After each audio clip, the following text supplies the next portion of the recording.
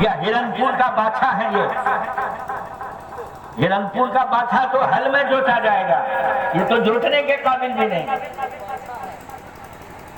अबे तुम्हारे हाथ टूट गए, तुम्हारी टांगें सिल हो गई, तू दूसरे की दौलत की तबाह करता है। ये तिलक रिश्वत है, हराम है। जिस निकाह में रिश्वत आएगी उस निकाह का अंजाम टूट फूट। दफा 344 दौरी एक की शक्ल में जाहिर हो। 80 साल का बुढ़ा जेल में खिचड़ी खा रहा, उठ नहीं पा रहा। क्यों? साहब दादे का करिश्मा है। 4 लाख लेने में मेरा भी हिस्सा है। 8 आदमी आसामी बनाए गए हैं, 80 साल का बुढ़ा भी आसामी। बेटा फिरार हो गया, पुलिस ने बुढ़े को धर दबोचा, अल्लाह के जेल में भर दिया। नहीं समझ? ये जो है जहेज और तिलक ऐसा नासूर है समाज का, आज से नहीं 20 साल से इसके खिलाफ बोला जा रहा है। किताबें लिखी जा रही हैं, मज़ामीन लिखे जा रहे हैं, लेकिन ये नासूर खत्म होने के बजाय रिश्ता जा रहा है, बढ़ता जा रहा है। और अब ये हाल है कि शहर कटिहार की 3 बेटियां नाश्ता करके बस्ता लेकर कॉलेज को गई। कहाँ गई? पढ़ने के लिए। कहाँ पहुंची हैं? कॉलेज पहुंची हैं, मंदिर पहुंची हैं। कहाँ पहुंच गए? किसके साथ? हिंदू लड़कों के साथ, गैर मुस्लिम लड़कों के साथ वो मंदिर पहुंच गए। मंदिर में जाके उसने अपनी मांग पर सिंदूर लगाया। पंडित ने उसको श्लोक पढ़ाया, मंत्र पढ़ा, मुर्तद हो गए, ईमान सब फिर नहीं समझे। ये हमारी ये बच्चियां मुर्तद क्यों हो रही है? क्यों हो रही है? अगर निकाह को हमने सस्ता बनाया होता, निकाह को आसान बनाया होता, तो कौम की ये बेटियां शादी होकर इज्जत की जिंदगी गुजारती, आसानी से इनका निकाह हो जाता। हमने निकाह को लूट और खसोट का जरिया बनाया। नहीं समझे? लड़की वालों को दोनों हाथों से बारात खर्च दीजिए, हमारी बारात नवादा से चलेगी, 3 जगहों में होटल बुक कराइए। नहीं समझा? हर जगह स्पेशल इंतजाम खाने का होना चाहिए, बाप का कमाया हुआ। नहीं समझे? और उसके बाद जब बारात दरवाजे से लगेगी, जब बारात दरवाजे से लगेगी तो निकाह से पहले नब्ज कैश दीजिए 11 लाख। एक निकाह पढ़ाने में गया तो कहा कि मौलवी साहब महर में ये रकम लिखिए। क्या? 11,07,786 रुपये 7 पैसे। हम कि यार क्या टेढ़ा मेढ़ा महर लिखा रहा है, हाथ भी दर्द करने लगा। बोला कि मौलवी साहब अपना कान मेरे कान की तरफ, वो मुझसे 16 लाख लिया है, 16 लाख लिया है, मुझे लूट लिया, मकान बेच के दिया हूँ। तो मैं तो 11 लाख लिखा है, तो 16 लाख लिया है। ये 16 लाख हराम है या जायज़ है? रिश्वत है, घूस है, खालिस हराम। अल्लाह हमारे समाज की हिफाजत करे। बहुत बुरा है। नहीं समझे? 5 बेटियां ऐसी हैं कि उनकी उम्रें 45 साल हो गए, 50 साल, अब तक हाथों में मेहंदी नहीं लगी, आज तक उसके कपड़े पीले नहीं हुए, कुंवारी पड़ी। अगर कहीं से पैगाम आता है तो पहला सवाल ये होता है कितने दोगे, पैसे कितने दोगे। एक उस निकाह को सुनिएगा, दुनिया की तमाम बेटियों से बेहतर बेटी हैं, जन्नती औरतों की सरदार हैं, हसनैन की माँ है, शेर खुदा की बीवी हैं, हजरत फातिमा जहरा रदियल्लाहु अन्हा का निकाह हो रहा है। कहाँ हो रहा है? कहिए ना मस्जिद नबवी के सहन। वालिद मोहतरम ने एक सहाबी को भेजा है कि अबू बकर उमर को बुला के लाओ, उस्मान को बुलाओ, अबू दर्दा को बुलाओ, अब्दुर्रहमान बिन औफ को बुलाओ। ये सारे सहाबा आप सल्लल्लाहु अलैहि वसल्लम ने खुतबा दिया और हजरत अली का निकाह हजरत फातिमा से कर दिया। बोला के है अली महर अदा करो। हमारे यहाँ महर अदा होता है क्या? माफ करेगी बीवी, नहीं माफ करेगी तो ऐसी पेंठी देंगे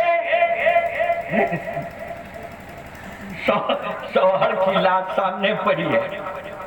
अब बीवी से कहा जा रहा है कि अगर इसने महर अदा नहीं किया तो माफ कर दो। उस माफी का एतबार है? माफी करवानी चाहिए शौहर को ना। वो तो कब्र में जा रहा है, ये कह रहा है माफ कर दो। ऐसी माफी नहीं चलती। अगर बीवी के महर से एक पैसा भी बाकी रह गया तो शौहर की 40 या 70 मकबूल नमाजें बीवी को दी जाएगी। शौहर नमाज ही नहीं पढ़ा कर तो देने के लिए क्या है? बीवी के सारे गुनाह सर पे डाल दिए जाएंगे। ढोते फिरो फिसंदल पार्टी नहीं समझे। जिस शख्स ने इस नियत से महर कबूल किया है कि मुझे तो देना लेना है नहीं, एक रस्म है निभा दो, तो जिंदगी भर जितनी सोहबत उसने बीवी से की है सब जिना के हुक्म, सब बदकारी के हुक्म है। इसलिए दुआ कीजिएगा अल्लाह हम लोगों की हिफाजत करे। जिन लोगों के जिम्मे बीवी का महर बाकी है वो अदा कर दें। वो हक्कुल इबाद है, अल्लाह माफ नहीं करेंगे जब तक बीवी खुशदिली से माफ नहीं करें। आप लोग थक गए क्या? तो दरूद शरीफ पढ़िए ना।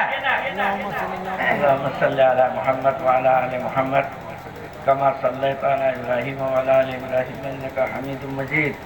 अल्लाहुम्मा बारिक अला मुहम्मद व अला आलि मुहम्मद। एक दूसरी दुनिया में ले जाऊं आपको, जाइएगा। एक शख्स के 4 बच्चे हुए, एक शख्स के 4 बच्चे हुए, चारों बच्चों को मलकुल मौत ले गए, न समझे।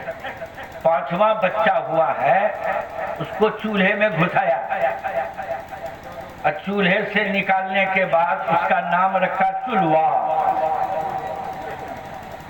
इतवार को पैदा हुआ इतवरिया, सोमवार को सुमरा, मंगल को मंगला, बुध को बुधवा, और शुक्र को पैदा हुआ है तो वो हो गया शुक्रा। नहीं समझे? बेटे का नाम क्या रखा था? अब्दुल गफ्फार। बिगाड़ के बनाया पुनचुटका गफ्फार। नाम रखा उसका अब्दुल रहमान, बिगाड़ के बनाया रहमनवार। समझ गए? फराक अली, उसको बना दिया फरतू।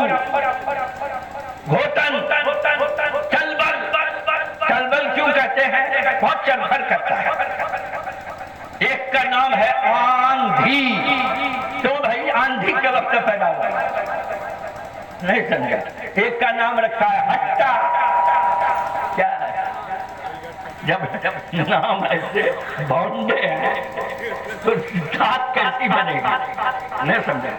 साहबजादे ने बाप का नाम रखा है पापा, तो माँ का नाम रखो पापी। बाप पापा, माँ पापी। नहीं समझे? ये कहाँ की फैशन, ये कहाँ की तहजीब? वहां से आई है। पापा, अरे अब्बा बोलो, अब्बा। पापा नहीं चलता, पापा तो बिस्किट को कहते हैं। नहीं समझा? बिस्किट खाते हो क्या? सब बेहुदा पार्टी है। और जरा इस जवान को देखिए, ऐसे जो है सर को देखिए ना, कुछ बाल सफेद हैं, कुछ लाल हैं, कुछ पीले हैं और कुछ छुछंदर की तरह। ये समझ रहा है मैं खूबसूरत बाता हूँ, खूबसूरत हो, लोग तुमको बंदर समझते हैं। आज ऐसे वीडियो बनी है इसका बड़ा, लोग तुम्हें बंदर समझते हैं। तुमने कैसी शक्ल बनाई है, फितरत को बदलना चाहते हो। कुदरत ने खूबसूरत बात दी और उसको तुम बिगाड़ रहे हो, नहीं समझे। और हाथ को देखिए जरा, लगता है कि अभी अभी मंदिर से निकल के आया। कंठी बांधा है और कड़ा भी बांध लिया है, नहीं समझे। और गले में हार पहन लिया, किसी ने सोने का हार पहना, किसी ने चांदी का हार पहना। अबे तू लेडा है या लेडी है? अबे कुदरत ने तुझको लड़का बनाया है, तू लड़की क्यों बन रहा है? तुझे शर्म नहीं आती?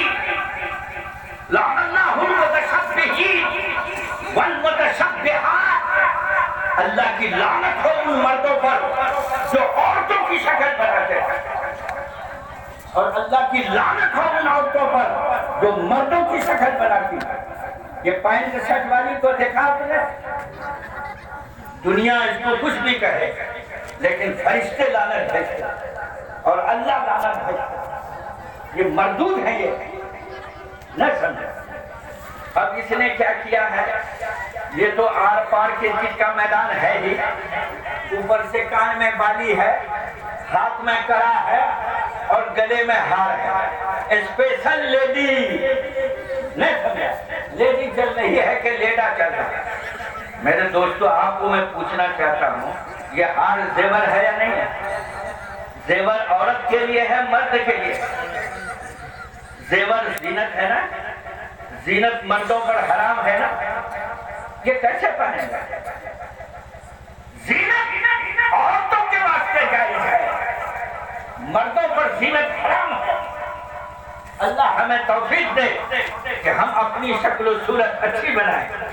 मैं आपसे पूछता हूँ, अगर मैं इस कुर्ते और इस सदरी के साथ सिनेमा हॉल चला जाऊं तो लोग सिनेमा देखेंगे, मुझको देखेंगे, बोले पागल मुफ्ती है ये। देखिए, ये लंबा कुर्ता, सदरी शरीफ आ गया है, आंखों की सफाई, लोग मुझे को देखेंगे।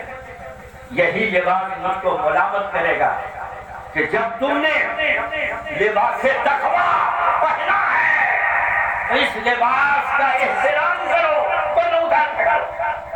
यही लिबास हमको शराब खाने में जाने से रोके, यही लिबास हमको बुरी जगहों में जाने से रोके। इस दाढ़ी को लेकर के मैं भट्टी खाने में जाऊं, लोग कितनी मुलामत करें।